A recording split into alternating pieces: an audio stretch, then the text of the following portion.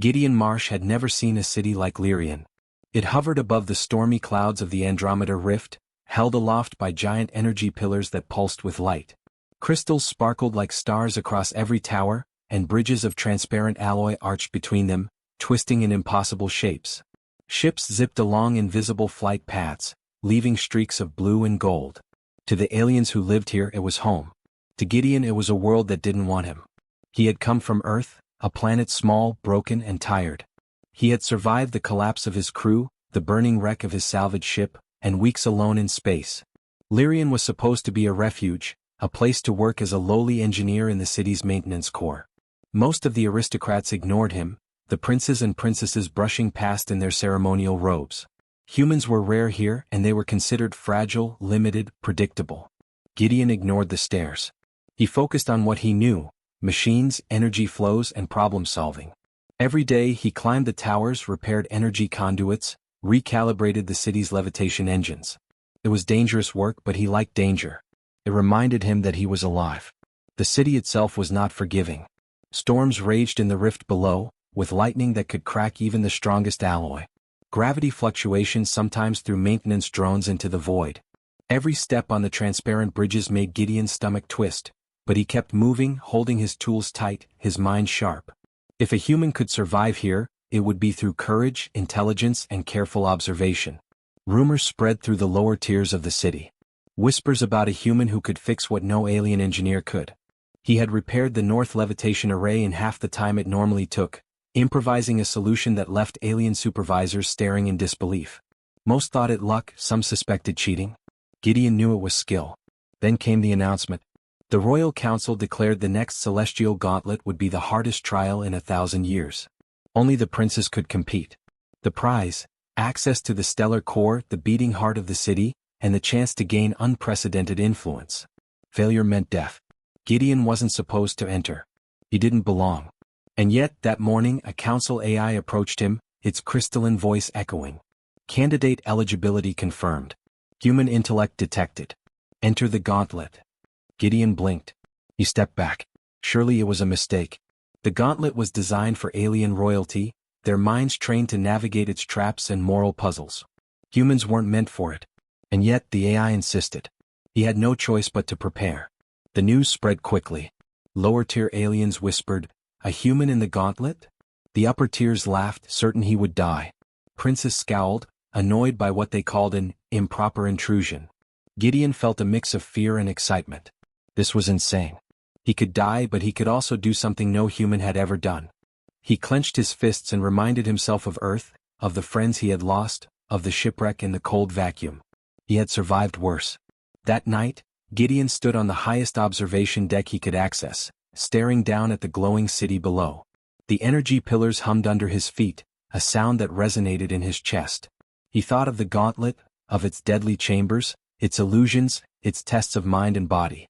Every step would require intelligence, bravery, and perhaps a willingness to sacrifice. He remembered a lesson from his Earth days.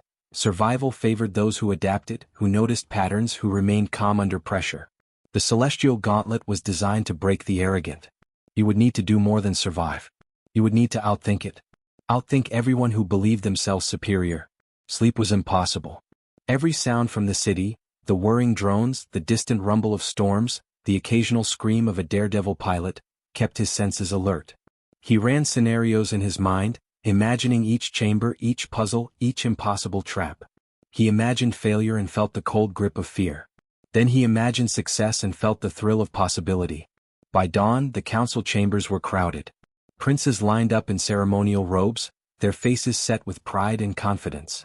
Gideon stepped forward quietly, a simple jumpsuit and worn tools in hand. The council's eyes widened. Murmurs rose. The AI activated a portal, shimmering blue, leading into the first chamber of the gauntlet. Gideon swallowed hard. His heart pounded. He thought of Earth one last time, the storms, the wreckage, the friends he couldn't save, and let that grief turn into determination. If he died here, he would die trying. But if he lived, he would prove that humans, though underestimated, were capable of brilliance no alien could predict. The portal shimmered. The council AI's voice echoed, cold and precise. Candidate entering. Commence trial. Gideon stepped forward. The blue light swallowed him. The world of Lyrian disappeared in an instant. He felt the first pulse of the gauntlet beneath his feet, a rhythm that promised danger, tests, and impossible challenges. He clenched his jaw and whispered, "Let's see what humans can do." As the portal closed behind him, one of the princes muttered, almost to himself, "This human will die before the first chamber." Gideon didn't look back. He didn't need to. He knew he was about to face the impossible, and he was ready to prove that humans could survive where no alien had. The first chamber of the celestial gauntlet unfolded like a nightmare made real. The walls shimmered with shifting light, and the floor twisted beneath Gideon's feet. Gravity bent in odd angles, forcing him to adjust his balance constantly. The air smelled faintly of ozone, and faint whispers echoed in his mind, memories of failure and fear, illusions meant to break him. Gideon's heart pounded, but he forced himself to breathe steadily. He reminded himself, this was a test of intelligence, courage, and observation, not luck. The first trap was simple to describe but deadly in execution. A corridor lined with crystalline spikes, each pulsing in rhythm with an unseen energy source. Step wrong and the spikes would strike. Every prince had hesitated here, too cautious or too proud, and had been impaled. Gideon didn't hesitate. He studied the pulse pattern, counting the rhythm like a metronome. He noticed subtle variations. Some spikes pulsed faster when he shifted weight, others were slightly delayed. Using small adjustments and careful steps, he moved in a rhythm the room hadn't anticipated. The spikes slammed behind him as he passed, snapping shut with lethal precision. He exhaled silently. One chamber down. The second trial was more insidious. Holographic phantoms appeared, each resembling someone he had lost on Earth. His crew, his captain, even civilians from the destroyed settlements. Their voices called to him, begging, accusing, taunting. The princes had faltered here before, paralyzed by emotion, collapsing to their knees or fleeing blindly. Gideon froze for a moment. His chest tightened. Memories of his crew's last moments surged through him. The fire, the panic, the helplessness. For a moment he thought he couldn't continue. Then he reminded himself why he was here. He had survived that chaos.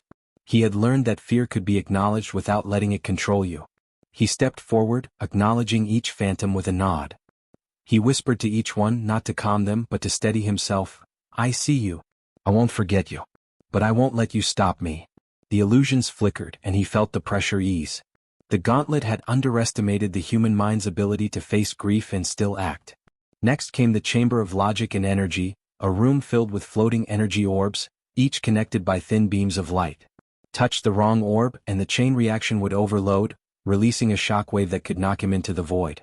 The princes had all relied on calculation alone, attempting formulas they didn't fully understand and failed. Gideon paused, scanning the patterns. He noticed subtle inconsistencies. Some beams flickered slightly, some orbs emitted faint hums that others ignored. Using tools from his jumpsuit, he created a small sensor to detect energy flow, mapping safe paths across the room.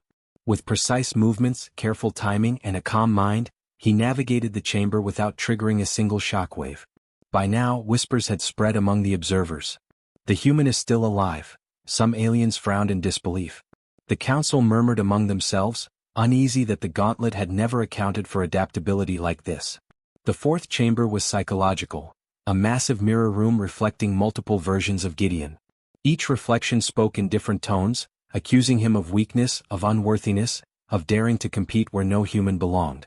The princes had broken here, doubting themselves as the mirrors multiplied their insecurities.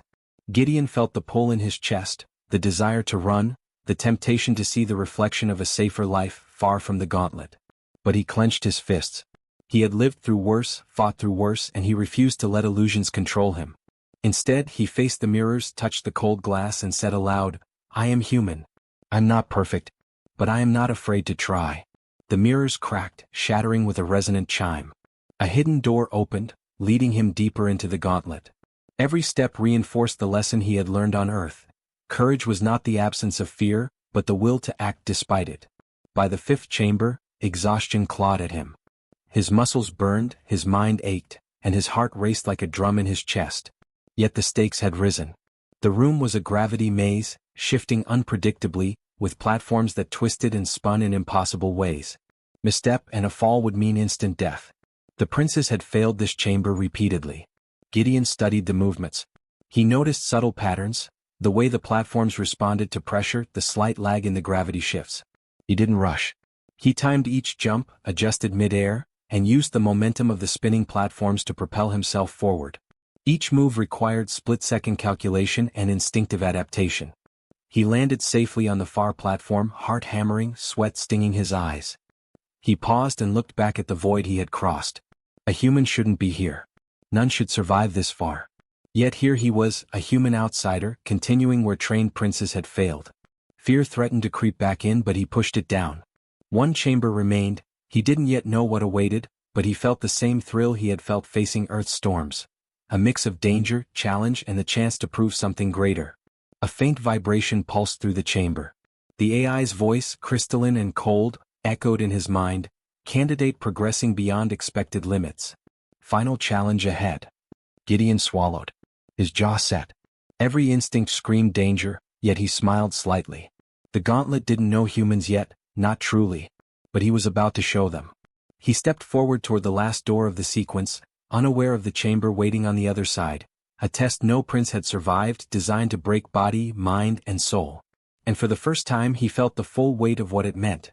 He might not only survive the gauntlet, he might change the rules of Lyrian forever. The door opened with a hum that vibrated in Gideon's chest. Beyond it, the air shimmered like liquid, and the walls bent at impossible angles. This was the trial of paradox, a chamber designed to twist reality itself. Gravity no longer pulled consistently, platforms floated and rotated, orbs of light darted unpredictably, and the floor sometimes vanished entirely beneath him. The princes who had attempted this trial before were gone, vanished into the maze, never to return. Gideon paused at the threshold, his boots hovering inches above the first platform. The space seemed alive, reacting to his presence, anticipating his moves. He could feel the chamber testing him, measuring every heartbeat, every thought. Fear threatened to tighten his chest, but he reminded himself, he had faced worse. He had survived Earth's void, storms, and wreckage. This, he thought, was just another problem to solve. He stepped forward cautiously. The platform rotated and gravity shifted beneath his feet. For a moment he fell, but then he remembered a principle from his salvage days. Momentum could be a tool, not just a threat. Twisting in midair, he landed safely, adjusting his weight to counter the chamber's unpredictable pulls. The first test was passed, but Gideon knew it was just the beginning. As he moved deeper, he noticed the patterns weren't entirely random. The floating orbs pulsed in a rhythm like a heartbeat.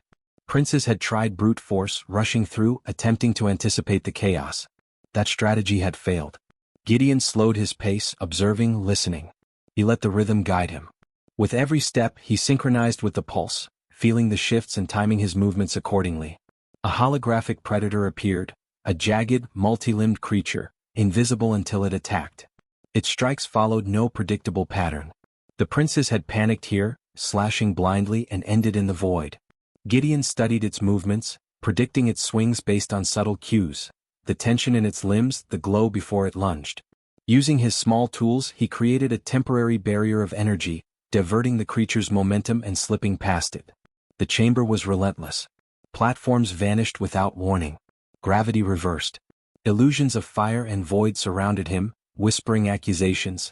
You don't belong here. You are a human. You will fail. He paused, heart hammering.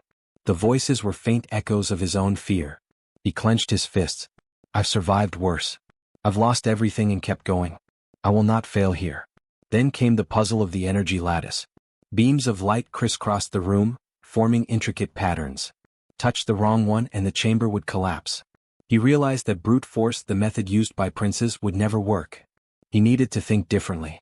Gideon remembered the rhythm of the room's pulse. He used a small sensor from his jumpsuit to map the energy flows. He noticed slight deviations, tiny inconsistencies no alien mind had noticed before. Those deviations created safe paths. Timing his steps with the pulse, he moved through the lattice, each motion precise, deliberate. A misstep would have been fatal, but he succeeded. By now, sweat streamed down his face and every muscle ached. The chamber was designed to break both body and mind. But Gideon felt exhilaration. Each challenge was a chance to prove that humans, underestimated and dismissed, could adapt in ways even the most sophisticated alien minds could not anticipate. He smiled grimly. They think they know limits. They do not know humans. The final trial within the chamber was a mirror sequence. Infinite reflections of himself surrounded him, each speaking in a voice designed to confuse and intimidate. You cannot succeed. You are weak. You do not belong. The voices mirrored his own doubts, amplifying them. The princes had failed here, their confidence shattered. Gideon's chest tightened, but he forced himself to focus. He touched one of the mirrors and spoke aloud, steady and calm, "I am human. I adapt. I endure. I will not be broken by illusions." The mirrors cracked, lines of light spreading across their surfaces. One by one they shattered, revealing the exit beyond. A faint vibration pulsed beneath his feet. The AI's voice echoed, metallic and measured, "Candidate exceeding expected performance. Final chamber ahead." Gideon's mind raced. One more chamber. He didn't yet know what it contained, but he could feel its weight. The gauntlet had been designed to break anyone who dared attempt it, and only now did he understand its true nature. It tested not just strength or intellect but moral courage and adaptability. Humans had always been underestimated here, their unpredictability dismissed as weakness. That assumption was about to be proven wrong. He paused at the threshold, heart hammering, hands tight on his tools. Every instinct screamed danger. Every fiber of his being knew the gauntlet's creators would expect him to fail. And yet, something burned inside him. A combination of determination, grief for what he had lost, and the fierce desire to show that humans could stand where no alien had before. Taking a deep breath, Gideon stepped forward. The light of the next chamber washed over him. He felt the pulse of the gauntlet shift, reacting to him, testing him, almost alive. The path ahead was unknown, deadly, and utterly unforgiving, but he was ready. For the first time, the chamber whispered not in doubt, but in recognition. A human is here. And the gauntlet had no idea what that meant. The final chamber opened into a vast, cathedral-like space, suspended over the void. The stellar core floated at the center, a pulsating orb of raw energy, brighter than any star Gideon had ever seen. Its surface shimmered with flowing light, and sparks of unstable power leapt outward, threatening to burn or blast anything too close. The air hummed with energy so intense it made his chest vibrate. He knew immediately, one wrong move and Lyrian itself could be destroyed. The room was silent, except for the AI's crystalline voice echoing from all directions. Candidate entering final trial. Stabilize the stellar core. Failure will result in city-wide destruction. Gideon swallowed hard. He had expected traps, illusions, shifting gravity, and monsters. He had not expected this.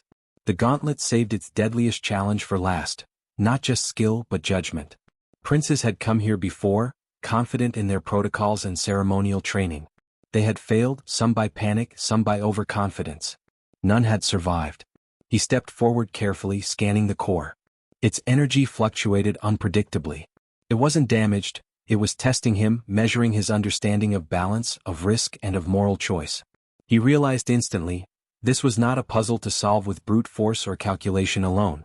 It demanded human intuition, ingenuity, and courage. Gideon crouched and examined the energy streams. The core's lattice required realignment, but the mechanism was delicate. One misstep and the structure would overload. Every instinct screamed fear. His hands shook slightly, sweat stinging his eyes. The AI's voice continued, "Time is limited. Core instability increasing." He took a deep breath. Think, observe, adapt. That was his skill, honed from years of surviving impossible situations on Earth and in space. He noticed a pattern. The core pulsed with a rhythm like a heartbeat. Energy streams aligned briefly at specific intervals, then scattered. If he could synchronize with the pulse, maybe he could stabilize it. With trembling hands he set his tools to interface with the core. He synchronized his small devices to the rhythm, creating a temporary feedback loop to absorb the energy spikes safely. His heart pounded as he reached out, connecting manually with the floating lattice. Sparks arced around him, brushing his arms and face, but he did not flinch. Every fiber of his being focused on timing, precision, and instinct. Suddenly a surge shot through the core. The platform beneath him shook violently. The AI's voice warned, "Candidate at critical risk. Cease interaction." Fear clawed at his mind, but he clenched his teeth. He couldn't stop, not now. He realized that the core wasn't just a mechanical test. It demanded sacrifice, a willingness to risk one's own life for the greater good. Gideon's oxygen supply dipped, alarms screaming. Without hesitation he redirected part of his life support system to stabilize the core's lattice. Every breath burned, every heartbeat raced, but he adjusted the energy nodes in perfect timing. Light and heat surged around him, but he refused to retreat. He remembered Earth, friends lost, ships wrecked, survival against all odds, and drew strength from it. Minutes, or maybe seconds, passed. Time seemed suspended. The core's light flared brighter, pulsing faster, threatening to overload entirely. Gideon's fingers ached, his vision blurred. He whispered to himself, "You either rise or you die trying. Humans endure." Then, with a final adjustment, the core aligned. Its energy stabilized, flowing smoothly across the lattice. Sparks died down. Light softened. The room trembled, then stilled. Silence filled the chamber. The impossible had been done. A human, the outsider, had passed the final trial. Gideon collapsed to one knee, exhaustion crushing him, but a grin broke across his face. He had survived the gauntlet. He had done what no prince, no heir of Lyrian had ever accomplished. Not strength alone, not birthright alone, but human courage, intelligence, and moral resolve had triumphed. The AI's voice returned, quieter now, almost reverent. Candidate success confirmed. Human intellect and judgment exceed expectations. Candidate acknowledged as protector of Lyrian. The council, observing through crystal lenses, was silent. Shock etched every face. Murmurs began, growing into astonishment. Princes stared, unable to hide their disbelief. The very rules of Lyrian had been rewritten by a human outsider. Gideon rose slowly, still trembling.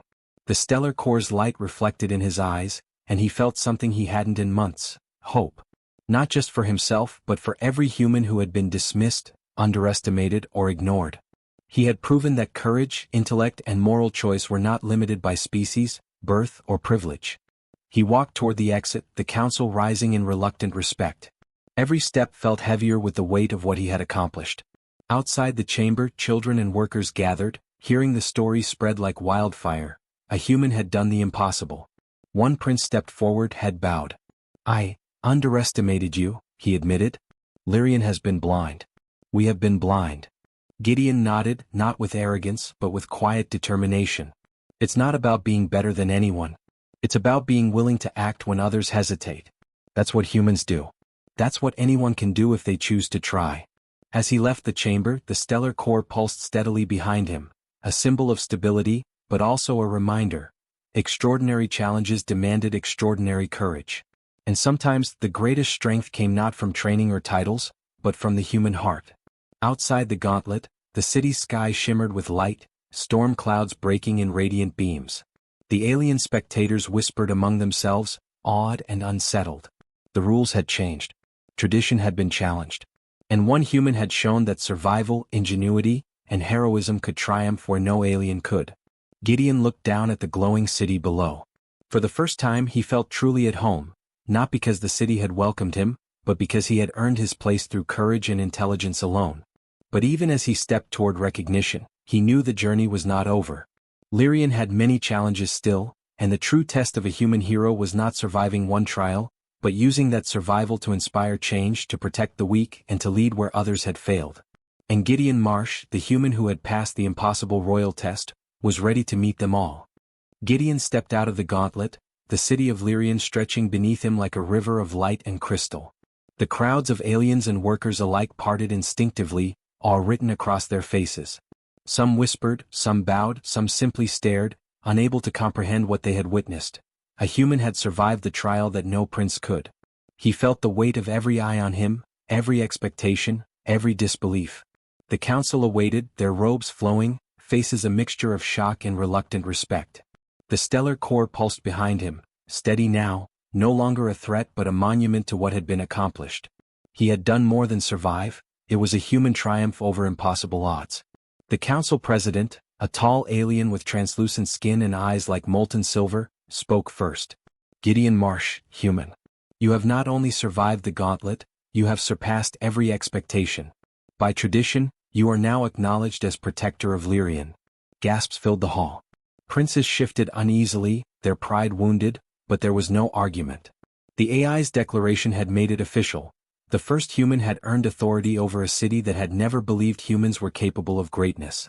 Gideon bowed slightly, though not in servility, rather in acknowledgement of the responsibility now upon him. "I did not survive alone," he said, his voice carrying across the chamber. "I survived because I remembered Earth, the friends I lost, and the belief that courage and intelligence can solve what seems impossible. We all have the ability to rise to challenges if we choose to act instead of surrendering to fear. The council murmured. Some were skeptical, some inspired. But he didn't wait for approval. His mind was already moving, scanning the city, identifying flaws and weaknesses, thinking of how he could use his new position to protect those overlooked, the humans and aliens who had never had a voice in Lyrian. Over the next days, Gideon walked the city openly, observing the bridges, the energy conduits, and the levitation pillars he had repaired countless times before. Only now he had authority to act decisively, to make changes without permission. He began instituting reforms, safety measures in maintenance zones, mentorship programs for lower-tier workers, and training programs that encouraged creativity and problem-solving, not just obedience. Children, human and alien alike, gathered around him in the streets, their eyes wide. They had heard the story. A human had faced death, puzzles, illusions, and a collapsing stellar core, and survived. They listened as Gideon taught them that survival was not just about strength, but about courage, adaptability, and moral choice. One small alien girl tugged at his jumpsuit. "Will humans always be brave like you?" she asked. Gideon smiled gently. "We're brave when we have to be. But anyone can be brave. Bravery isn't about being strong, it's about choosing to act when others hesitate." The princes, still recovering from their humiliation, began attending his lessons, though reluctantly at first. Over time they learned humility. They saw that human ingenuity could solve problems they had considered impossible. They saw that morality and courage were not defined by species, rank, or birthright. Some began to emulate him, bridging the divide between alien aristocracy and the ordinary workforce. Gideon also faced challenges. Some traditionalists opposed his reforms, arguing that humans were outsiders and unfit to lead. Threats came, both subtle and overt. But Gideon faced each one with the same steadiness he had shown in the gauntlet. He did not strike blindly, he did not use force unnecessarily, he used intelligence, observation, and moral clarity. Slowly he won over even the harshest critics. Months passed. The city became stronger, safer, and more innovative. Lower-tier workers built machines with guidance, young princes learned empathy and humility, and humans were no longer seen as fragile outsiders. Gideon watched a young alien boy climb a levitation pillar, confident and fearless, and he remembered his own first days on Lyrian, alone, underestimated, doubted. A faint smile crossed his face. The city had changed and so had he. One evening, Gideon stood atop the highest tower, looking down at the stellar core glowing beneath him. The city hummed in perfect balance. He thought of Earth, of the crew he had lost, of the long journey across the stars. Survival had been only the first step. Influence, change, and legacy were the true tests, and he had passed them all. A council member approached quietly. "Protector Marsh, the gauntlet will be remembered for centuries. You've changed not only the city but how we view humans forever." Gideon nodded, feeling a deep sense of accomplishment, but also humility. "I didn't do it for recognition," he said. "I did it because someone had to act. Someone had to choose courage when everything else told them to give up. That's what humans do. That's what anyone can do." The council member bowed. "Then perhaps it's time the city learns that humans are not just survivors, they are pioneers, leaders, and protectors." Gideon watched the city glow under the twin moons, thinking about the impossible journey he had endured. He had faced illusions, monsters, and the stellar core itself. He had risked his life and used every ounce of ingenuity, courage, and moral judgment. And now, the city of Lyrian would never forget a human's name, or what a human was capable of. Above him, the sky cleared, revealing stars brighter than any he had seen on Earth. A human had walked where no alien dared, survived where no prince had, and left a legacy of hope, courage, and change. The story of Gideon Marsh would echo through generations, a reminder that when humans face the impossible, they rise, adapt, and triumph. And somewhere deep in the heart of the city, the stellar core pulsed steadily, as if acknowledging the truth Gideon had proven. Humanity could endure, overcome, and inspire, even against the most impossible odds.